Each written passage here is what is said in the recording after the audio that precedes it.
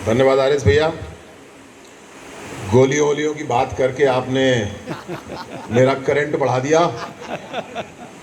वैसे तो कैलाश भाई साहब मौजूद हैं, हम सबका करंट बढ़ाने के लिए पहले ही पर्याप्त थे, अब ऊर्जा बढ़ गई तो और करंट हम लोग और बढ़ गया है। आरिस भैया का बहुत बहुत धन्यवाद। आदरणीय बड़े भाई श्री कैलाश राजपूत जी, जिनका बहुत ही सारगर्भित संतुलित संबोधन हम सब ने चुना। मैं चाहूँगा जोरदार तालियों से भाई साहब का उत्साह बढ़ाएं और धन्यवाद दें। हमारे क्षेत्रीय महामंत्री श्री संत विलास शिवहरे जी, भाई साहब मेरी ओर से हम सब की ओर से आपका भी बहुत बहुत स्वागत। आपके उद्बोधन को सुनने के लिए हम सब उत्साहित हैं, लालायित हैं। मैं बहुत संक्षेप में छोटी सी बात रखूँगा और आपके उद्बोधन को सुनने के लिए समय बनाऊँगा। हमारे जिलाध्यक्ष वीर सिंह भदौरिया जी भाई साहब, आदरणीय बहन अर्चना पांडे जी, हमारी जिला पंचायत अध्यक्षा बहन प्रिया शाक्य जी, ब्लॉक प्रमुख अजय वर्मा जी, एडीएम साहब श्री देवेंद्र सिंह जी, एसडीएम साहब वैशाली जी, आदरणीय नरेंद्र राजपूत जी भाई साहब, हितेंद्र भैया, शैलेंद्र भैया, आज के सुंदर संचालन कर रहे आरिस भैया, सभी को मेरी ओर से बहुत सारी शुभकामनाएं। क्योंकि गोली वोली की बात होगी तो गोली वाली बात से शुरू करता हूँ। पिछले 12 साल में सबसे बड़ा योगदान मोदी जी का रहा कि उन्होंने राष्ट्र के गौरव को वापस लौटाया। जहां पिछली सरकारों में हम लोग देखते थे बार बार पाकिस्तान की ज़मीन से हमला होता था, आतंकवादी आते थे, कभी बम चलाते थे, कभी आग लगाते थे, कभी गोली चलाते थे और पुरानी सरकारें आलोचना करती थी, अगली बार और ज़्यादा आलोचना करती थी, तीसरी बार कड़ी शब्दों में आलोचना करती थी और ये सिलसिला लगातार चलता रहता था। मोदी जी के 12 साल के सेवा काल में 3 बार ऐसा हुआ जब पाकिस्तान ने या पाकिस्तान से आए हुए आतंकवादियों ने कुछ गड़बड़ी की।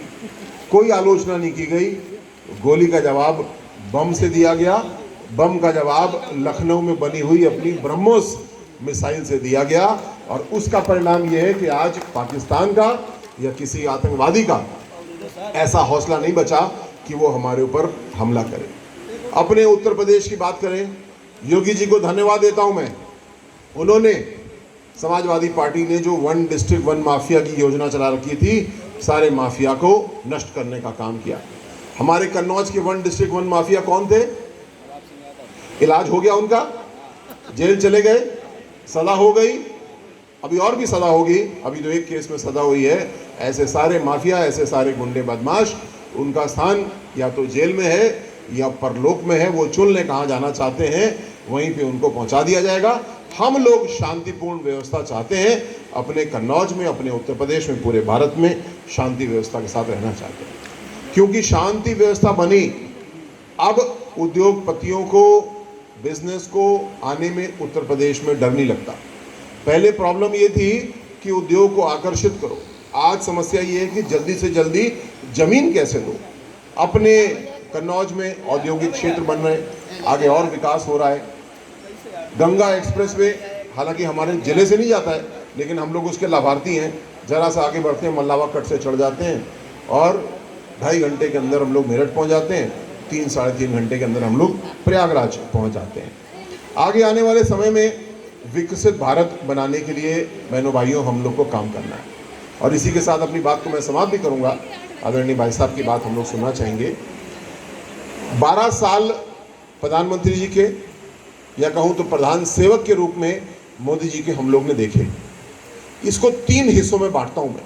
पहला, भ्रष्टाचार को दूर करना, नीतियों पर निर्णय ना लेना, अनिश्चितता की स्थिति होना, ये कांग्रेस की सरकार की जो प्रवृत्तियां थी, इसको दूर करने में करीब 2 साल का समय मोदी जी को लगा।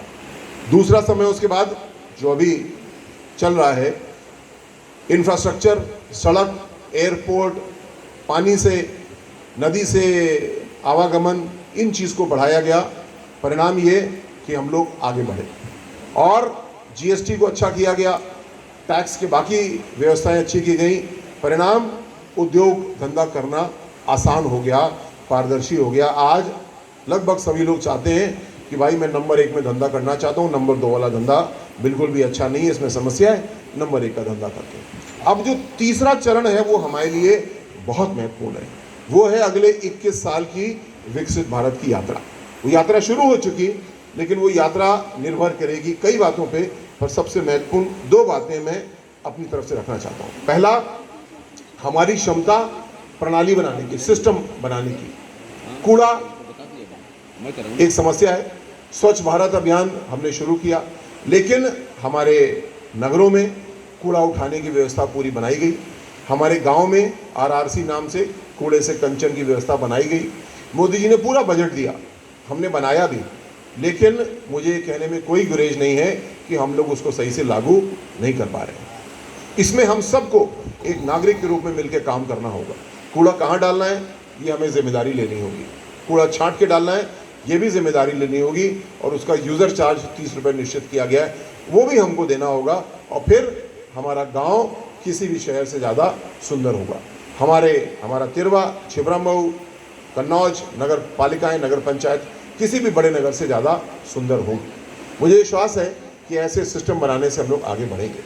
दूसरा, हम लोग को अपने युवाओं को और शिक्षित करना है। आने वाला समय युवाओं के हाथ में है। सबसे ज़्यादा युवाओं की संख्या केवल भारत में है, पूरी दुनिया में।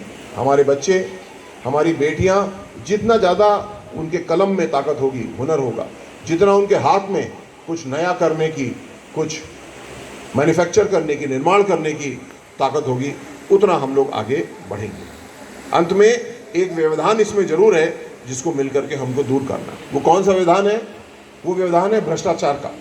कितनी अच्छी नीति लेकर के आए, लेकिन अगर वो भ्रष्ट हाथों में दे देंगे तो काम हमारा खराब होना ही है। हम लोग को ऐसे भ्रष्टाचारियों का इलाज करना है। मुझे इस बात की संतुष्टि है, पिछले लगभग 2-3 महीने से एक भी सप्ताह नहीं गया जब कन्नौज से कोई ना कोई भ्रष्टाचारी एंटी करप्शन टीम द्वारा जेल ना भेजा गया। एक रजिस्ट्री कार्यालय में अधिकारी था, उसकी बहुत शिकायत थी। मुझे कुछ युवा साथियों ने बताया कान में आके धीरे से, उनका नाम मैं नहीं बताऊंगा क्योंकि उनकी गोपनीयता भी ज़रूरी है, उनकी सुरक्षा भी ज़रूरी है, लेकिन एंटी करप्शन में जो अधिकारी हैं, सौभाग्य से मेरे कुछ पूर्व परिचित भी हैं, मेरे साथ काम किए हैं, उनके कान में मैंने बताया।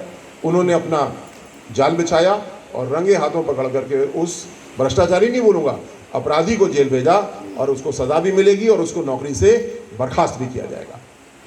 आज आपने अखबार में पढ़ा होगा, आपने कन्नौज से मुझे विधायक बनाया, मंत्री बनाया, लेकिन हरदोई का प्रभारी भी बनाया। वहाँ पे एक नगर पालिका का वरिष्ठ अधिकारी वो पैसा मांग रहा था, उसकी शिकायत आई, शिकायत पे काम हुआ, जाल बिछाया गया और रंगे हाथों उस व्यक्ति को भी पकड़ा गया और जेल भेजा गया।